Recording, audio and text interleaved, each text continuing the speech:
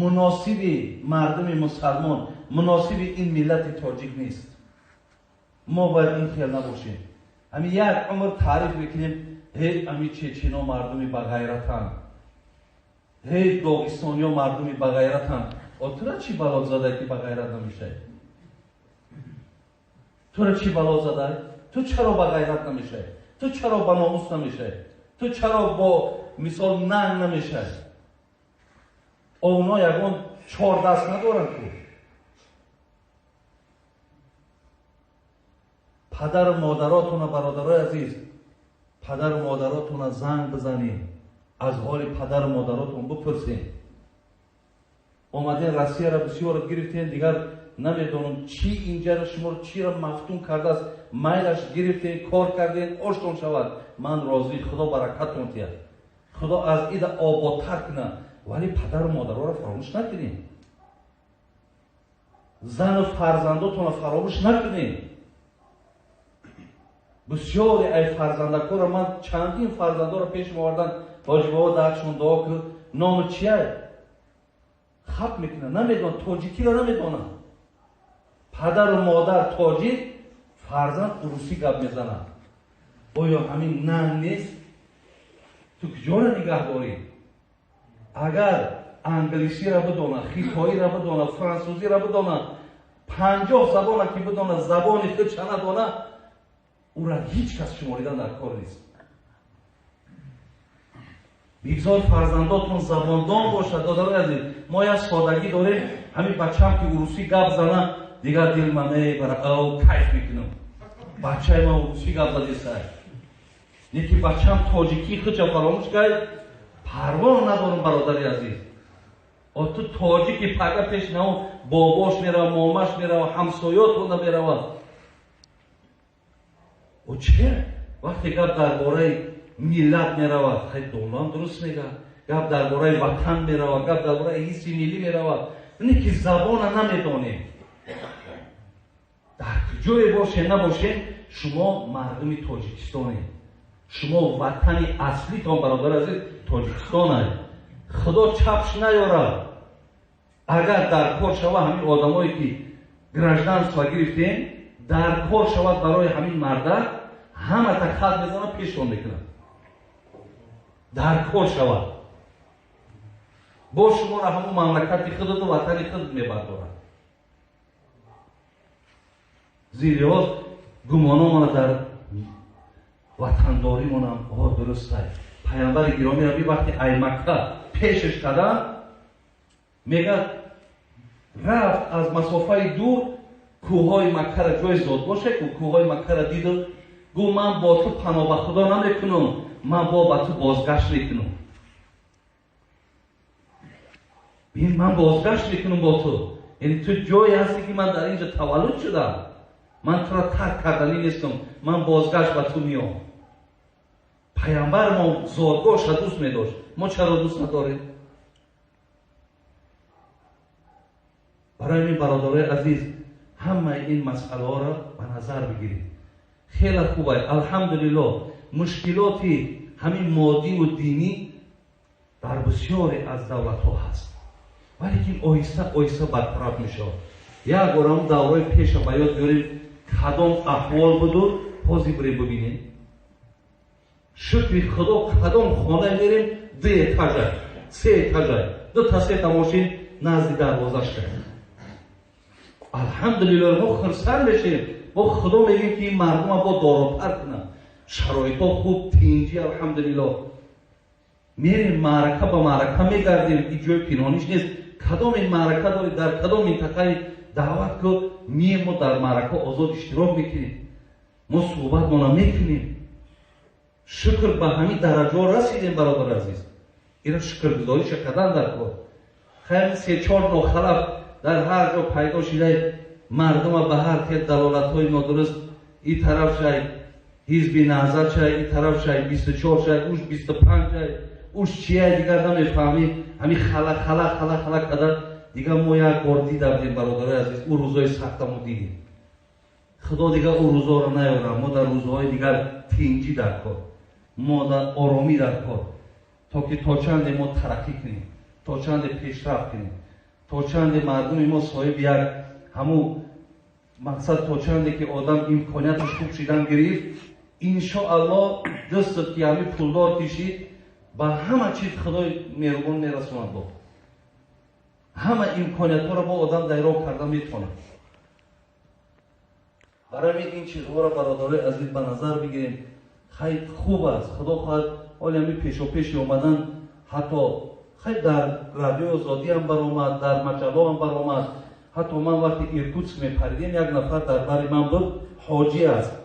گفت حاجی بابا من 11 نفر از آلتایسکی کرای مردمی خوجند بدن. او خوجند است، خوجند است. گفت از همینجا گفت اینها بچه‌ای بودن که خیلی در همین حزب نظر بودن، گروه‌های 24 بودن. گفتن ما دیگر نمیخواهیم که در همینا باشیم. من خودم برده در خوجند که همین که قانون برآمده است که کسی بیا عفو میشود، بخشش میشود. گفت برده به خدا من گارانتی ایستادم همونها را جواب دادن. مثال هر کدام شد پای زندگی کارشون شدن برای رفتن دیگر. خیلی خدا را شکر آخی. من اینجا شنیدم که دوائنای گراجدانسوا را فقط تاجیکستان و بلاروسیا حقوق داشته. دیگر کدام دولتی که اگر خواه گراجدانسوا بگیره حتما ای شهروندی خودش اتکاز میکنه، بعد گراجدانسواش میتن. یه هم الحمدلله که یک شانس برای ما هایوکه که هم که شانس داره، هم او پاسپورت خطی در دیگر جا خودی راستی پاسپورت خودمون قد در دولت خودمون آزاد میدادیم. دعا کنیم که خدای مهربان وطنهای ما و شما را آباد کنه. خدای مهربان همه مشکلات را برطرف کنه.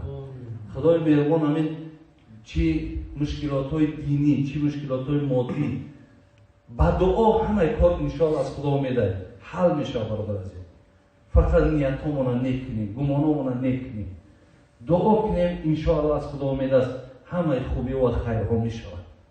الله مهربان عمرتون را دراز کنه، ایمانتون را کامل کنه.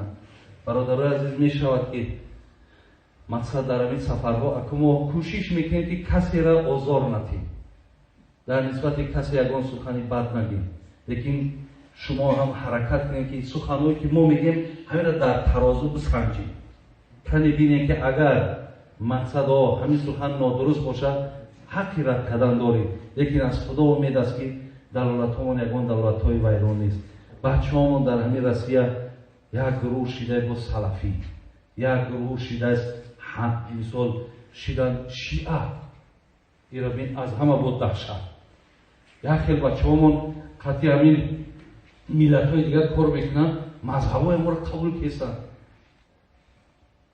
جنجال، این داملا قطعی جنجال، بالا یک جورابک ماسک کشیدن. مادام دادر جان همین مذهب ما رخصت نمیده، همین موافقی مذهب ما برند. مذهب اجازت نمیده، همین را قبول کن. زیرا مذهب هم برادرای از وقتی من مذهب میگم مقصد من قرآن حدیثه. مذهب هم از قرآن از حدیثه. اگه این بزرگا پیروی کردن، امروز ما بیایم در این مذهب خیانت کنیم، خدا هم را نمیبخشه. برادر عزیز، با خدا وقتی که همون جشن امام ابو حنیفه در تاجیکستان شده بود، اگر یادتان باشه، من عالمای برجسته قطعی واخوری کردیم. از آن جمله قبلا وجود ما را همراه دادن ما عظمت که بسیار یک اظهار محبت کردن و از واجبات ایمان که این مهمان نوازی هست. امروز که در خانه‌شون حضور داریم، الله خیر دنیا و آخرتشون نصیب کرد. برادر عزیز و گرامی، حضرت جلال الدین رومی میگفتی لیک دعوت وارد است از کردگار، با قبول و ناقبول او را چیکار.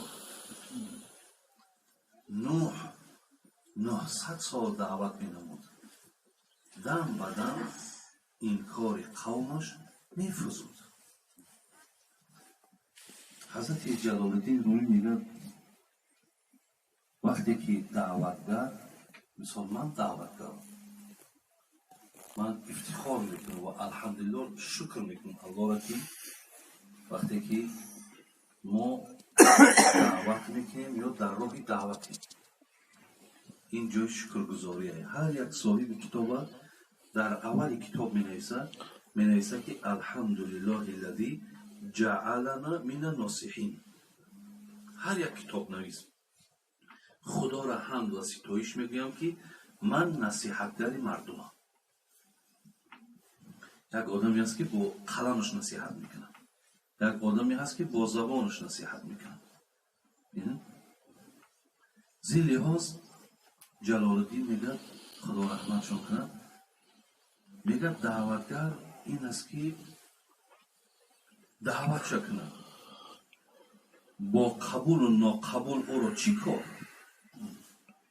اینجا کی قبول میکند، کی قبول نمیکند، برای کی خوش میاد، برای کی خوش نمیآید. این بزرگوار میگه اینش کار تو نیست. زیرا مثال میزنه نوح، حضرت نوح را میگه 900 سال دعوت مینمود، دم به دم این کار قومش میفرزود. حضرت نوح برادر عزیز 900 سال دعوت کرده. عمر حضرت قرآن میگه الف سنة الا 50 عاما، بالاتر ای 1000 بود عمر حضرت نوح. 900 سال همین دعوت کرده.